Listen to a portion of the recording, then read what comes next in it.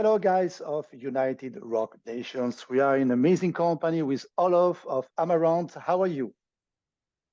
I'm doing fantastic. I'm really excited at the moment because I can tell you that just tomorrow we're releasing a new single. So maybe you will be hearing or reading this, when it's already out. But I can tell right now I'm super excited to know that our new song "Revision" will be released at midnight with a video tomorrow. Fantastic. Great news for us because the album is very great. We love a lot the new album. So the Catalyst Thank you. will be released in a few in a few weeks in February, and it seems that it took more time to write than the previous ones. How do you explain that? Well, it's quite simple in the sense that we actually had more time because we recorded our latest album before this one, Manifest, early in 2020. And then the pandemic happened in the meanwhile while we were recording that album, which was, terrible for everyone involved, which also meant that once we were done with the promo cycle for the tour, Yes. then we were basically, we had nothing to do, so we took maybe 2-3 months off. We started to think about how can we improve things for the future, for live shows. And quite early on, me and Elise, we started to play around with some new songwriting ideas. Hmm. So we had some thoughts and some concepts, where we wanted to go musically. So, and that's where we connected to what you were saying, because we had nearly 1 year to, plot out, plan, and Absolutely. think about where we should go next. So it was an enormously exciting time for us. We decided to, have less boundaries. We have all this time, so now we can try out even stupid ideas, see how they work in reality. So that was a lot of fun. In fact, you define the Catalyst as the most varied and eclectic Amaranth album to date. Tell us more about this statement. Well, I mean, directly connected to what I was saying before, we had the chance to really try out different things. So less boundaries and just, I think Amaranth from the beginning, from the very first album, and even before that, was always about trying to find, new perspectives on our music and to be open-minded to influences. And this has been a continuous journey, all through, the all the 7 albums. For just to mention one example, like back in 2016, we have this song called "That Song," which had a little bit of a Queen vibe, and in Elise's vocal lines, there were even, a touch of modern pop music like Absolutely, Rihanna. absolutely. And we said, let's just go with it. But now that we have come to our 7th album, I think we felt more liberty and free enough to really try some enormously different things. So yeah, we felt freer, more inspired, and more rested than in a long time.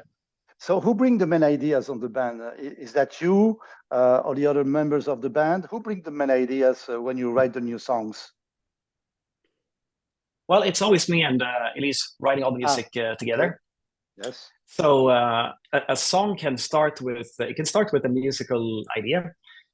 For example, I record like a riff or a keyboard part, and then Elise joins in and she puts her vocal lines and ideas Yes. on top Yes. of it.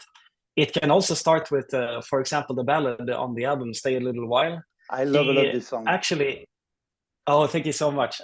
So the way that that song happened was that she sent like 30 different vocal line ideas, Oh, and then we yeah, just spamming music, with a lot of inspiration, and then we agreed upon a specific vocal line that we thought was extra fantastic. I took that vocal line, put it on piano, and started to arrange yes, the intro exactly. immediately, and then the song kind of just grew from there. So I would say, with the collaboration between me and Elise, it's kind of a 50-50 thing. Okay. So, of course, you created all the music, but can we talk about the lyrics also? I don't know Of if course. you. Okay, so let's talk about the lyrics of the song. Tell us more about the main topics you talk about. Is concept album or not? Tell us more about that. I wouldn't say that it's a concept album, but it definitely has a very central theme. So the theme is essentially about it's about change, and it's Mhm. about the moment of change and the trigger for that moment of change, which is the catalyst, basically. So Absolutely. let's say it can be something really big, like a global event, or it could be something down on a very small personal level.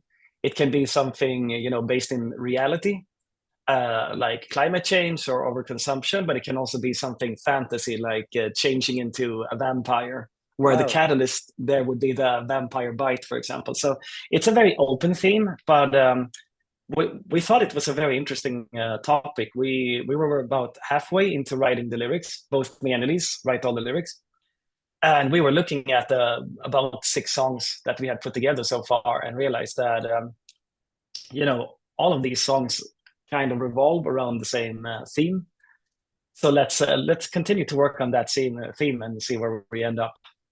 That's the reason why the album is called The Catalyst. Okay, I understand. Exactly. The cover artwork is by Emmanuel Hugh. Is really beautiful. Tell us more about the conception of this cover of the artwork. I think already when as soon as we knew the album title, I think this was about when we started to record the Catalyst. Then we figured that because we worked with Emmanuel Chiu on the last album on Right. Manifest as well, and he's just a fantastic artist. Like this Absolutely. guy, as a normal job, he does concept art for movies and for TV series. So he has Okay. done all the concept art for Blade Runner Oh, 2047. He did for Game of Thrones. Some of okay. the big battle scenes. So he's very busy, and he's not always so available, which is why we talked to him 1 year before the album was supposed to be out. And I had this idea and the concept of the catalyst, that moment that I was just talking about, and that theme, and making it into an entity, so an incarnation of the word and the thematics. So what you see on the album cover is the catalyst, basically. Okay, fantastic. So let's talk about some songs of the album. We have just talked about "Stay a Little While." I love a lot this song, but I love also the guitar solo on this ballad Oh, thank you. because it's I like a lot the guitar solos on the ballads because the sound is very clear and it's very beautiful. Tell us more about when you create a solo. What inspires you the most? It's very different, but I would say most of all, it's kind of like the song is telling you what kind of guitar solo it wants. So you might not sit and think about it too much yourself, and you don't plan it too much before. Usually, what I do is I select the solo spot, for myself, Yes. and I press record a bunch of times. And for each time you play it, there's there's more ideas coming out, little phrases, licks, and also melodies, of course. But it's interesting with the Stay a Little While solo because it was more of a composition, because that part it doesn't exist anywhere else in the song. It's only for the solo. So one of the main inspirations for that solo was these fantastic guitar solos from ballads in the 80s and the 90s. Exactly. And this one, I think one might be able to spot it, but there's some Slash, Guns N' Roses kind of Yes. influences there as well, Yes. which is a little bit different, from for a very modern band like ourselves. But I thought that the contrast worked really well there. Absolutely. So it's a great song, and I love also the guitar solo on this song. The other song I want to talk about is "Breaking the Waves." Sounds Mhm. so particular with the way Lisa sings in some parts. It sounds like a sea mermaid. Tell us more about that song. I mean, I think you really, really nailed it. It really has this kind of mermaid, Scottish, Irish music. It's kind of a little bit far away from what Amaranthe is usually dealing with in terms of thematic material with futuristic sounds. Exactly. So this song we actually wrote kind of together in the same room, because we had just finished another song called Ecstasy that was on the album, and we had you know plenty of time left on the evening, and I just took up some keyboards. She started to sing, and she's singing this hauntingly very different melody from the verse. Absolutely. And as soon as she had sung, that melody in the verse, I was just like, okay, I think I know exactly where this song should be going.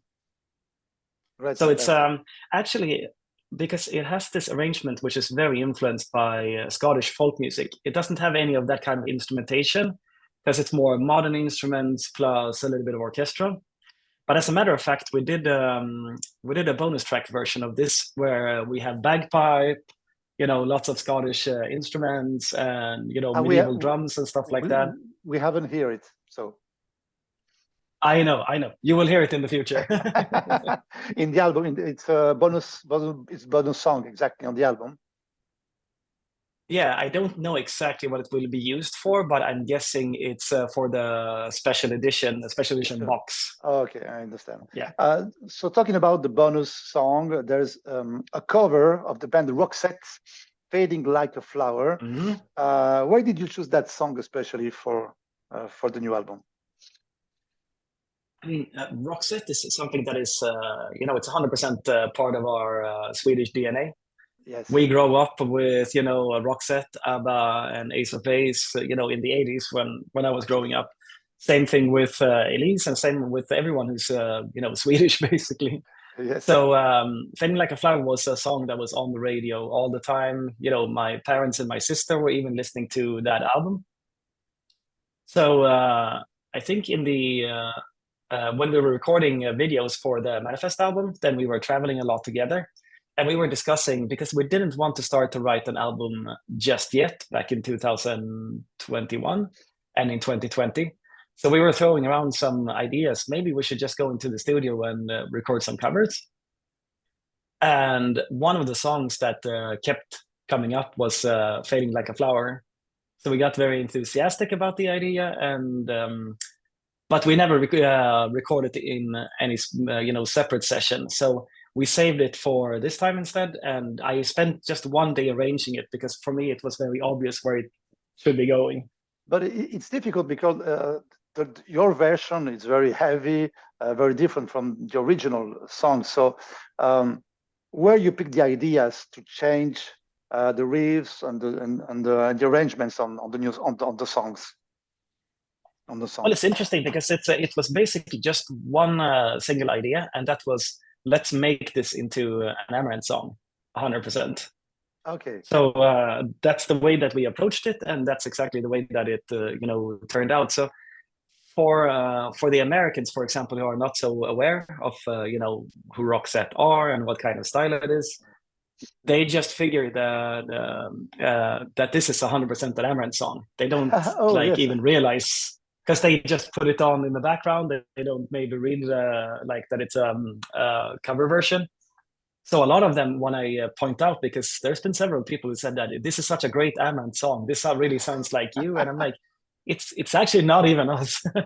Absolutely. So let's talk about touring. You know that after an album, you will, of course, tour again, I think. What can we expect from the new shows? I mean, this time we're really going to take things to the next level in terms of the stage props, the stage design, all of these things. Because before we've been using with the classic rock and roll setup where we put the drums on like a drum riser, the singers are on the risers, we have the lights and stuff, but now we want to build it more like a coherent stage set, basically. So you are transported into this the Catalyst environment, milieu kind of thing. Fantastic. So thank you very much. Thank you very much for all the information about the new album. We love a lot the new album. It's really fantastic. So thank you very much. And we hope you, of course, the best for this album and for the tour. Thank you so much. An absolute pleasure. And thank you for taking the time. Thank you very much. Bye. Thank you. Take care. Bye-bye. Bye.